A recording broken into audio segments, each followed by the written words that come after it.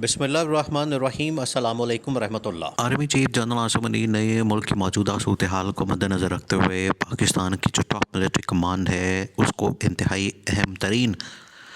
तरीन ज़िम्मेदारियाँ और टास्क सौंप दिए हैं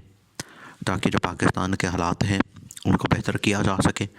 पाकिस्तान के मामलात को बेहतर किया जा सके। उसके अंदर पाकिस्तान की मुआशी सूरत हाल और पाकिस्तान की सियासी सूरत हाल है। जो तबाही और बर्बादी फेरी है पिछली पीडीएम गवर्नमेंट ने, अब दोबारा से पीडीएम पार्ट 2 तो आ रहा है, लेकिन अब जनरल आसिम मुनीर ने इस बात के ऊपर कॉम्प्रोमाइज़ नहीं करना, इस बात के ऊपर समझौता नहीं करना कि इनको जो है वो इतना इख्तियार दे दिया जाए कि उसके बाद चीज़ें बिल्कुल हाथ से निकल जाएं। इस वजह से इनको कंट्रोल करने का और इदारों को अपने हाथ में रखने का फ़ैसला किया गया है। जिस तरह से जनरल आसिम मुनीर ने पहले जनरल आसिफ गफूर को पाकिस्तान के अंदर डॉलर की स्मगलिंग और ज़ख़ीरा अंदोज़ी, फिर बलूचिस्तान के बॉर्डर के ऊपर स्मगलिंग और ज़ख़ीरा अंदोज़ी, उसके ऊपर क्रैकडाउन करने का कहा और जनरल आसिफ गफूर ने बड़ा ज़बरदस्त रिज़ल्ट दिया। एक बार फिर से जनरल आसिम मुनीर ने पाकिस्तान की टॉप मिलिट्री कमांड को इस हवाले से भरपूर तरीके से आगाह किया है कि पाकिस्तान को किस तरीके से हमने आगे लेकर जाना है। ये इंतहाई अहम तरीन मामला है, इसको आपने समझना है। देखिए, जो ये 2-3 जमातें हैं जिसके अंदर पीपल्स पार्टी है, नून लीग है और अब इनके साथ बाप पार्टी, काफ लीग और आईपीपी को शामिल किया गया है। काफ लीग के पास तो टोटल सीटें हैं तकरीबन कोई 4 से 5।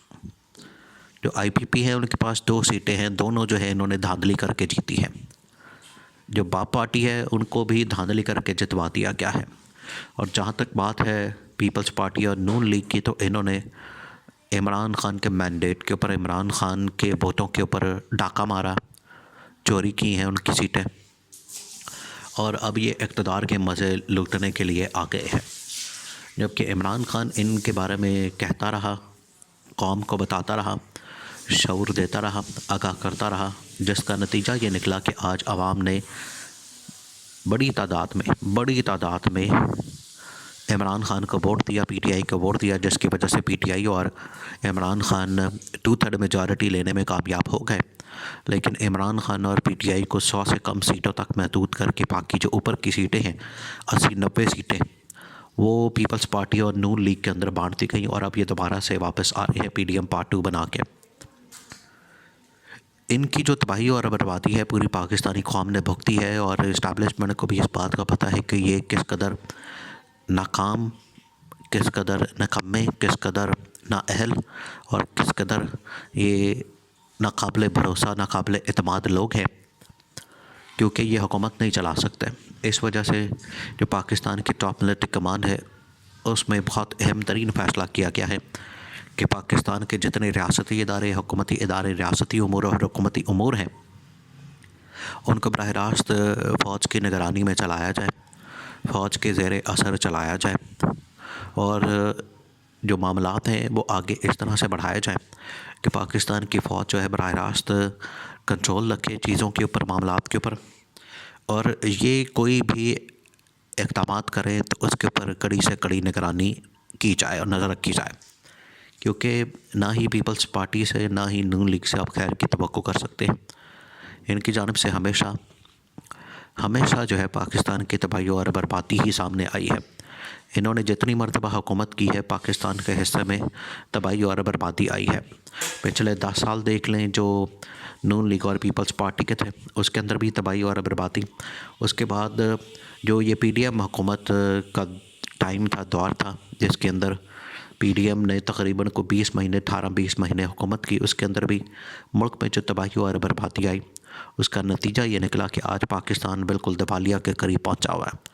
और अगर हमने अगले 1 से 2 महीनों के अंदर 24 अरब डॉलर्स, 24 अरब 24 बिलियन डॉलर्स, और पाकिस्तान के पास ख़जाना कितना, सिर्फ 8 अरब डॉलर्स। तो अगर पाकिस्तान ने ये कर्ज़े ना दिए, ये अदा ना किया, तो उसके बाद फिर पाकिस्तान डिफ़ॉल्ट कर जाएगा और पाकिस्तान का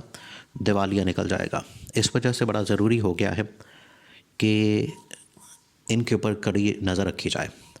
तो इस वजह से जनरल आसिम मुनीर ने, देखिए, इमरान ख़ान तो पहले दिन से ये बात करता था कि इनकी अकाउंटेबिलिटी, इनके पास से दौलत निकालना, इनका पैसा निकालना बड़ा ज़रूरी हो चुका है। अगर इनसे पैसा नहीं निकाला जाता, इनसे पैसे नहीं लिए जाते और इनकी अकाउंटेबिलिटी और हिसाब किताब नहीं किया जाता, तो ये मज़ीद लूटमार करने के लिए आ जाएंगे। आज सूरत हाल ये है कि ये मज़ीद लूटमार करने की तैयारी कर चुके हैं और फिर वही एक बारी मेरी एक बारी तुम्हारी, सिंध मेरा पंजाब तुम्हारा, दोबारा से वही फार्मूला लूटमार का और हलवे मांडे का इन लोगों ने तैयार कर लिया है। लेकिन जो पाकिस्तान की टॉप मिलिट्री कमांड है, उनके पास अपना एक फार्मूला मौजूद है और उसके अहम तरीन नुकात कुछ इस तरह से हैं।